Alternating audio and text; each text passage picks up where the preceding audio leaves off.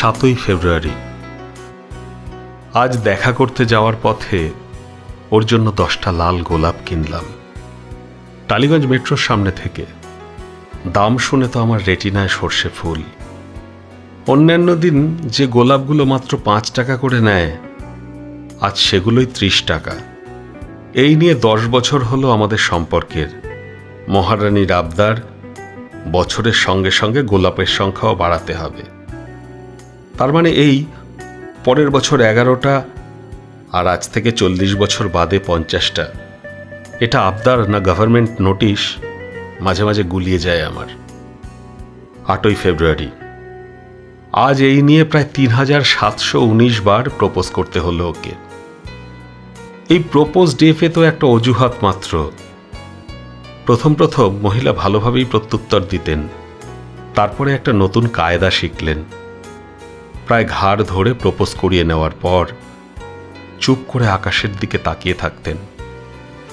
আমি যখন বলতাম, কিরে উত্তর দিলি না যে, অনেকক্ষণ চুপ করে থাকার পর মুচকি হেসে বলতেন, ভেবে দেখব। আর আজ তো কিছুই বললেন না। খানিকক্ষণ চুপ করে থাকার পর একটা মৃদু হাসির শব্দ পেলাম মনে হলো। বুঝলাম ওটাই ওর উত্তর। 9ই ফেব্রুয়ারি। চকলেট নিয়ে হ্যাংলামোর একটা লিমিট থাকে। একবার অটোয় করে যেতে যেতে একটা বাচ্চা ছেলের ক্যাডবেরিতে টুক করে ভাগ বসিয়ে দিয়েছিলেন ভদ্রমহিলা। ব্যাস, তারপর কি কাণ্ড! লোকের খিদে পায়, কবিতা পায়, ওনার চকলেট পায়। তবে মোটা হয়ে যাওয়ার ভয়ে কখনোই নিজের টাকায় কিনে খান না। আজ ওর জন্য একটা বড় চকলেট কিনে নিয়ে যাওয়ার সময় দেখলাম রাস্তার অন্য পারের ফুটপাতে একটা ছেলে তার প্রেমিকার জন্য একটা আমার মতোই বড় চকলেট কিনে নিয়েছে। দেখে মনে হলো আমি একা নই। 10ই ফেব্রুয়ারি।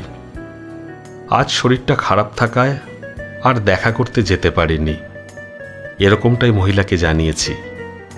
আসলে গোলাপ আর চকলেট তো তাও ঠিক আছে, কিন্তু এই বয়সে একটা বুড়ো লোক বাচ্চা বাচ্চা ছেলে মেয়েদের মাঝখানে দাঁড়িয়ে গোলাপি আর হলুদ টেডিগুলোর মাঝে কোনটা বেশি নরম সেটা দেখার জন্য বাছাবাছি করছে, এটা কি মানা যায় বলুন তো?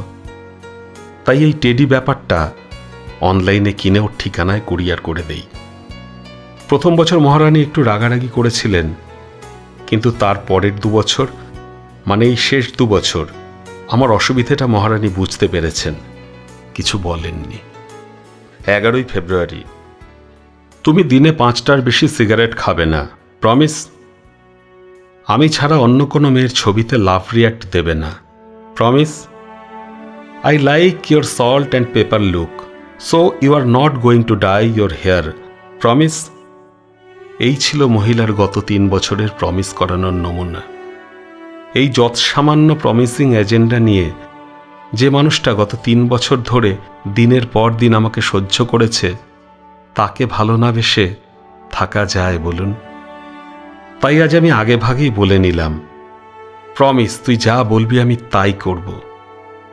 শুনে মহিলা এতটাই হতভম্ব হয়ে গেলেন যে ঠোঁট থেকে আর কথা বেরোলো না।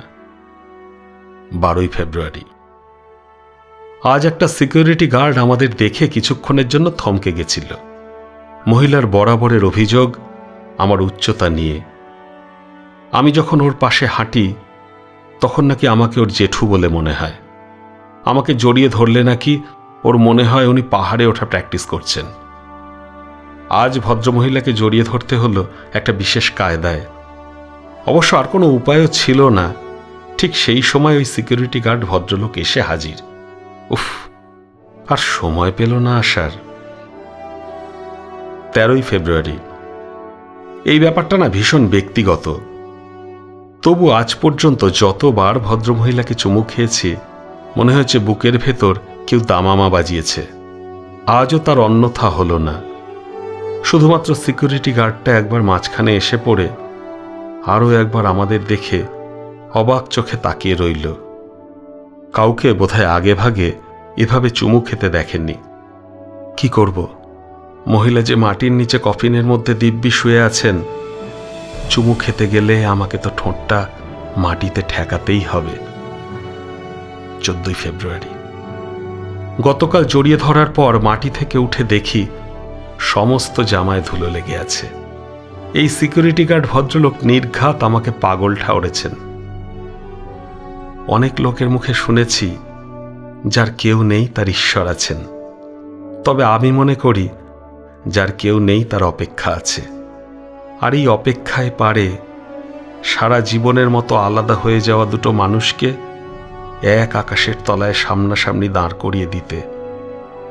গত 8 মাস ধরে তুমি আমার পাশে নেই, কিন্তু আমার থেকে অনেক দূরে মাটির নিচে যে তুমিটা চুপ করে শুয়ে আছো, আমি জানি সে অপেক্ষা করছিল এই 7টা দিনের।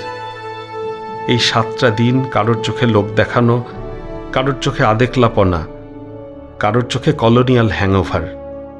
আমিও মাঝে মাঝে বিরক্ত হতাম এই 7টা দিন আসলে, কিন্তু আজ তুমি যখন আমার পাশে নেই তখন বুঝতে পারলাম এই 7টা দিনের মাহাত্ম্য।